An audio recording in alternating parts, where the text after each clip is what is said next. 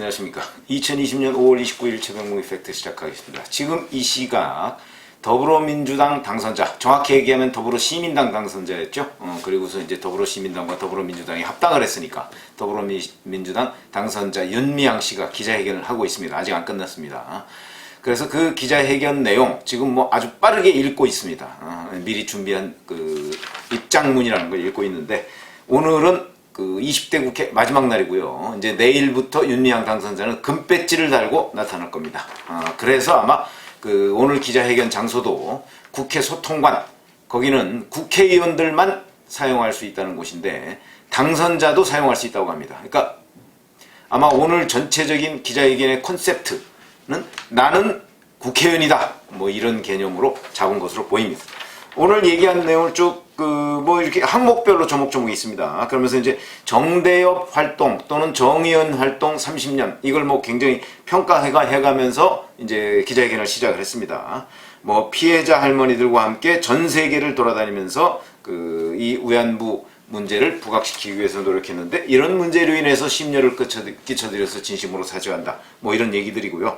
그 다음에 더군다나 피해 할머니로부터 통렬한 비판을 받게 되니까 더욱 힘들었다, 뭐 이런 얘기도 했습니다. 그래서 뭐 한 점 의혹이 없이 밝히겠다, 뭐 이런 식으로 얘기하고, 그러나 검찰 수사를 앞두고 있어서 세세히 밝힐 수 없는 점을 양해 바란다. 벌써 여기서 한번 딱 연막을 쳤죠.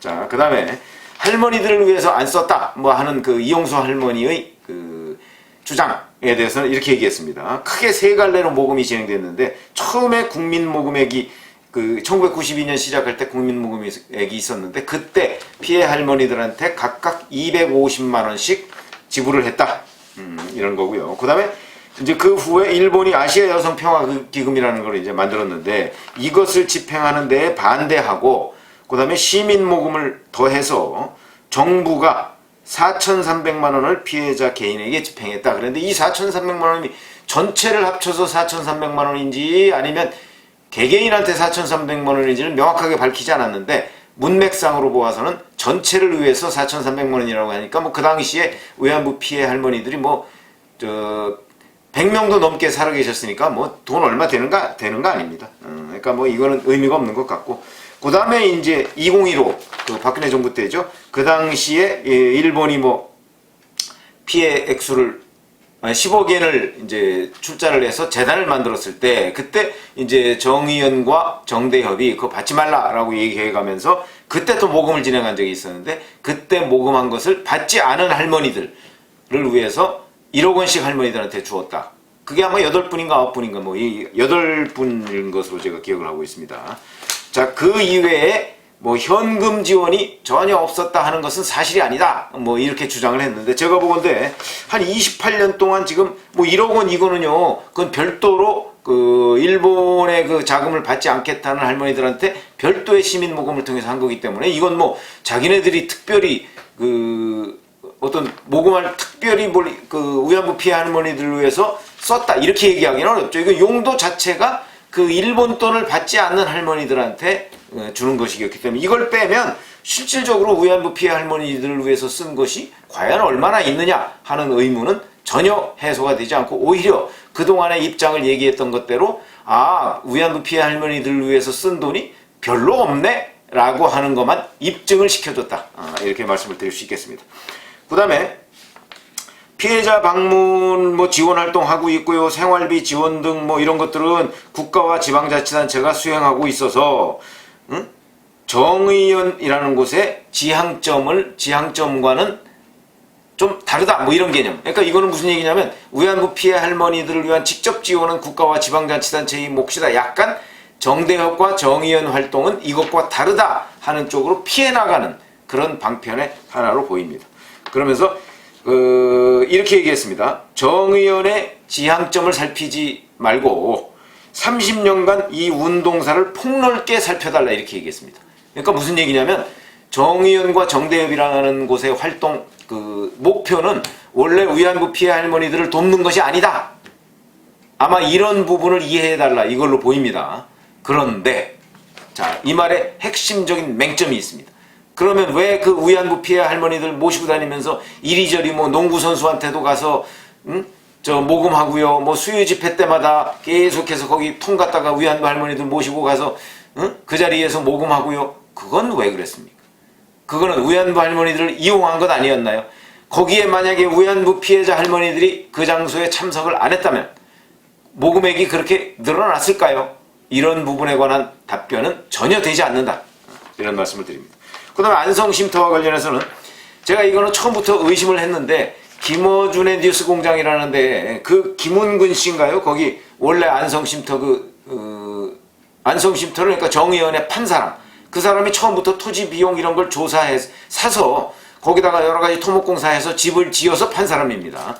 이 사람이 김어준 그 뉴스공장에 나와서 얘기를 쭉 했습니다. 자기가 뭐 얼마에 사서 뭐에 얼마 들었고 뭐에 얼마 들었고 이때부터 제가 좀 의심스럽더라고요. 왜 그러냐면 자기 주장만 있습니다. 거기에 대해서. 그러면서 원래 9억 원에 팔려고 했는데 뭐 이거 좋은 일에 쓴다고 하니까 자기가 7억 5천에 낮춰줬다 뭐 이렇게 주장을 하던데 글쎄요. 뭐 이 부분은 검증을 해봐야 된다.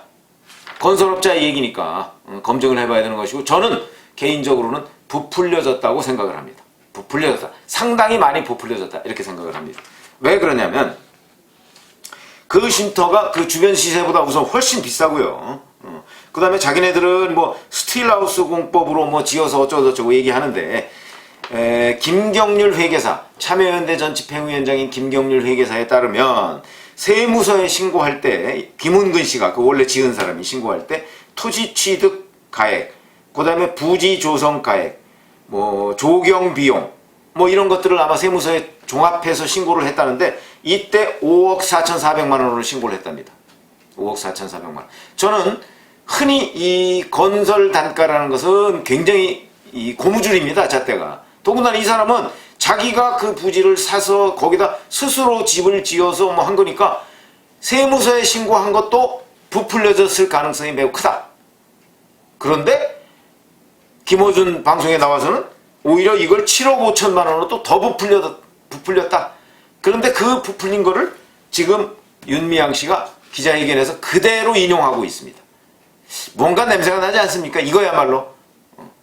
저는 뭐 김어준 씨처럼 제가 무슨 근거 없이 얘기하는 거 아닙니다. 아니 세무서에 신고한 5억 4,400만 원하고 7억 5천만 원도 엄청난 차이가 나고 그 다음에 세무서에 신고한 5억 4,400만 원 자체도 부풀려져 있을 가능성. 이거는 뭐 제가 근거를 가지고 하는 얘기는 아니지만 그동안의 세무서 신고 관행 이런 걸 보면 대개 건설업자는 그걸 부풀려서 하는 경향이 있다. 왜냐하면 이 사람은 자기가 스틸하우스를 실제 그런 건축 자재를 판매하는 사람이거든요.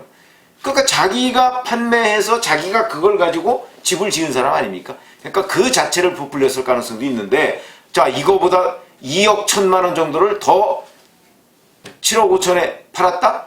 그런데 원래 9억 원에 팔려고 했다?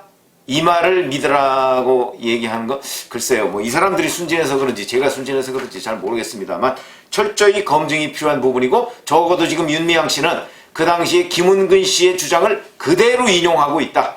이런 말씀을 드립니다. 그러니까 이것도 검증해 봐야 된다. 그 다음에 2015 박근혜 정부 당시에 합의 사항을 미리 알았느냐 몰랐느냐 이건 뭐 미리 밝힌 적이 있죠. 자기가 몰랐다 이렇게 지금 계속 주장을 하고요. 그 다음에 유경식당 탈북 여종업원들 뭐 다시 월북을 종용했느냐 뭐 이 부분도 자기와 관련 없다 뭐 이런 식으로 얘기했습니다. 그 다음에 그동안에 이제 본인의 개인 계좌 쓴 거 뭐 이걸 구해라고 얘기를 하거든요. 근데 뭐 조선일보보도에 따르면 총 그 계좌는 4개에다가 총 최소 11회다 이렇게 얘기를 했는데 글쎄요 뭐 모르겠습니다. 이건 뭐 조사를 좀 더 해봐야 되겠고 근데 이건 관행적으로 개인 명의로 했다 뭐 이렇게 얘기를 하고요. 그러면서 뭐 언제 어떤 것을 모금했다 뭐 이렇게 얘기해서 총 모금액이 2억 8천만 원인데 그 중에 모금 목적에 쓴 것은 2억 3천만 원이고 뭐 나머지 5천만 원은 정대협에 그 넘겼다 뭐 이렇게 얘기를 하는데 이 부분은 하나하나마다 전부 다 검증이 필요한 부분이다. 거기에 뭐 영수증이나 이런 것들은 현재 아무것도 없고 그 다음에 주택 매매 이것도 쭉 뭐 어려서부터 결혼해서부터 지금까지 어떠한 걸 썼다고 하는데 그 부분도 뭐 자기가 이렇게 설명을 합니다. 설명을 하는데 그 부분도 지금 뭐 다른 무슨 증거 자료들을 가지고 나온 건 아니니까 그냥 주장만 있습니다. 그러나 우리는 이런 걸 생각해 보시면 되겠죠.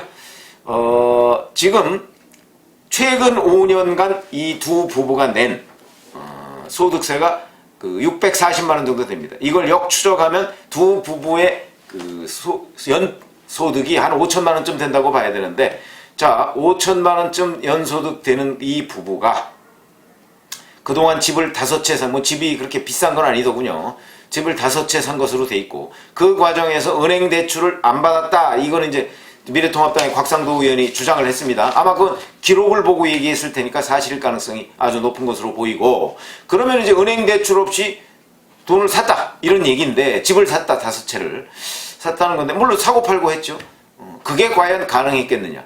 거기다가 딸을 음악, 잘 아시지만 음악은 다른 학문에 비해서 돈이 좀 더 많이 들죠. 그래서 미국 유학까지 보냈습니다. 생활을 하면서 먹고 살고 미국 유학까지 딸을 보냈고 했는데, 그게 연간 5천만 원 정도의 소득 가지고 과연 가능했겠느냐. 우리 계산해보면 금방 나옵니다. 가능하지 않다 하는 게 일반적 관측인데, 뭐 일반적 관측이 뭐 빗나갈 수도 있죠. 그러나 우리가 보기엔 그런 일반적 관측에서 야, 과연 그게 그런 생활이 가능한 거야? 저도 의문입니다. 저도 그 연수를 간 이후에 남들이 다 저보고 뭐 이제 자녀들을 미국에 좀 놓고 가라 뭐 이런 얘기를 많이 하던데, 계산을 해보니까 저 정도의, 저는 뭐 그 두 부부가 버는 것보다 2배는 더 법니다. 그 당시에 전 조선일보 기자였으니까. 그럼에도 불구하고 제가 거기다 그 아이들을 놓고 오지 못했습니다. 그 비용을 감당할 수가 없었기 때문에. 그런데 이런 정도, 저의 반 정도 수입밖에 안 되는 이런 부부가 딸을 더군다나 음악으로 미국에 유학을 보냈다? 이게 계산이 맞느냐, 전체적으로. 이런 의문에 대해서 과연 어떤 답을 내놓을지. 무조건 아니다, 의혹은 아니다, 억측이다 이렇게 얘기할 일이 아니다. 그래서 제가 보건대는 오늘 무슨 증거자료나 이런 것들을 다 가지고 나온 건 아니기 때문에 결국은 수사 국면으로 넘어가서 검찰이 시시비비를 가리는 국면으로 갔다. 그러니까 오늘 윤미향 씨 의혹 해명은 결국 의혹을 뭐 증폭시킨 것도 아니고 그냥 그동안의 의혹을 부인하는 회견이다. 그러니까 이 의혹 부인이 사실인지 아니면 정말 그 의혹이 사실인지는 검찰의 손에 넘어갔다. 이렇게 봐야 알맞은 논평이 되겠습니다. 감사합니다.